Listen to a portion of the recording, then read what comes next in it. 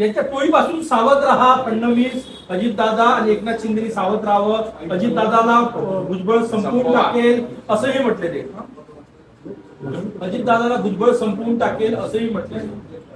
काय कोणता त्यांचा विषय आहे, याला कशाला राजकारण करत बसायचं आहे? बघा, जिथे लाठीचार्ज झाला ना जरांगे, आता तिथून हिरो झाला जरांगे. लाठीचार्ज झालाच नसता तर कोण जरांगेना विचारलं असता? आणि काय झालं होतं आम्हाला माहित आहे. 10 उपोषणं केले 20 ठिकाणी. ज्या ठिकाणी लाठीचार्ज झाला तिथे मी सुद्धा गेलो होतो. मला सुद्धा सहानुभूती होती की नाही, हे चुकीचं झालेलं आहे. आणि तिथे जाऊन भेट दिली, जरांगेंची भेट घेतली मी.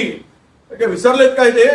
पण त्यांनी ज्या वेळेस वारंवार भूमिका बदलली, पहिले म्हणले मराठवाड्यातली तरुणांच्या संदर्भात, मराठा तरुणांच्या संदर्भात न्याय मिळाला पाहिजे, त्यांना नोकरी मिळाली पाहिजे. आम्ही त्यांच्या सोबत होतो. ईडब्ल्यूएस लागू झाला, सर्वांनी एक मताने आपल्या एससीबीसीला एक मताने आम्ही समर्थन दिलं, एक मताने. आणि त्यानंतर त्यांच्या सगळ्या मागण्यांच्या पाठीमागे आम्ही होतो. तर आमची मागणी एवढीच होती की बाबा तुम्ही ओबीसीतून घेऊ नका. हा एवढा मोठा समूह आहे, आम्हालाच मिळत नाही, आम्हीच उपाशी आहोत, आमच्याच लोकांची वाट लागली आहे, आमच्या लेकरं बाळांची काय गती आहे. जरा जाऊन महाराष्ट्र फिरल्यानंतर इतर समाजामध्ये कळेल जरांगेंना. त्यामुळे आम्ही म्हटलं की तुम्ही वेगळी व्यवस्था करा निर्माण, त्यांच्यासाठी वेगळ्यानं आरक्षण द्या. ओबीसीला आरक्षणाला कुठेही त्या ठिकाणी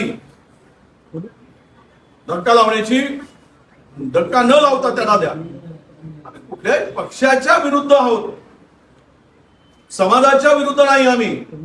आम्ही जर आमच्या ओबीसी लोकांच्या साठी जर लढण्याची भूमिका आम्ही जर घेत आहोत, ते जसे म्हणतायत ते चुकीचं आहे, ते म्हणले ते 100% खरं आहे असं म्हणून चुप राहायचं का? तो GR काढला राज्य सरकारने, ओबीसीला उद्ध्वस्त करणारा GR आहे, ओबीसीचे संपूर्ण आरक्षण घालवणार आहे. कोणी तुम्हाला राजकीय दिसणार नाही, नोकरी दिसणार नाही, ना शिक्षणात दिसेल. ही परिस्थिती आता निर्माण झालेली आहे. म्हणून मी मराठा बांधवांना सांगतोय, आम्ही मराठा समाजाच्या विरोधात नाही. तुमच्या मराठा समाजातील गरीब तरुण लोकांना सगळ्यांना जे मिळायचं ते देऊ दे.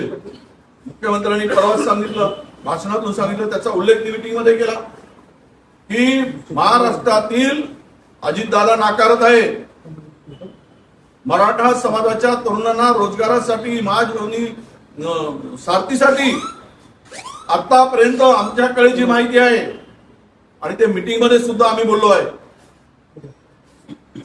13,500 कोटी रुपये 1.5 लाख मराठा तरुणांना,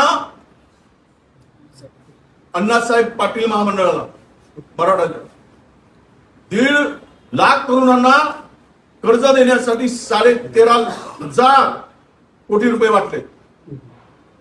या सरकारने ओबीसी साठी किती वाटले? किती ओबीसी तरुणांना रोजगार दिला आणि लोन दिला, कर्ज दिला? पुढे चाललंय. आणि तरी पण त्याच्या पलीकडे जाऊन सारथीची इमारत टोले जंग इमारत बांधली आणि महाज्योतीची इमारत 4 टेबलावर सुरू आहे.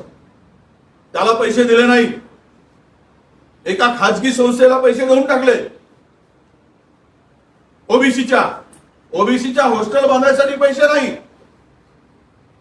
आणि सारथीला कोल्हापूरची इमारत, पुण्याची इमारत, 500-500 कोटी रुपयाची इमारत बांधली, 800-800 कोटी रुपयाची, जवळपास 20,000 कोटी रुपये या मराठा समाजाच्या सवलतीसाठी दिले. 1% आम्ही विरोध केला नाही. कारण विरोध करायचं काही कारण नाही, दिलंच पाहिजे ही आमची भूमिका आहे. पण नाही, ओबीसीतूनच पाहिजे. आणि सरकार सुद्धा येळपटासारखं त्याच्या दबावाखाली चुकलाय. हे दुःख वाटतं यांचं आम्हाला. सत्ता भित्ता काय, आमदारकी बिमदारकी आम्हाला काही त्याचं देणं घेणं नाही. राजकारण निजकारण काय पक्षभिक्ष काही देणं घेणं नाही. मी लढतो आहे, ओबीसीच्या हक्कासाठी लढतोय, ओबीसीवर अन्याय होतो म्हणून लढतोय. हे लक्षात घेतलं पाहिजे.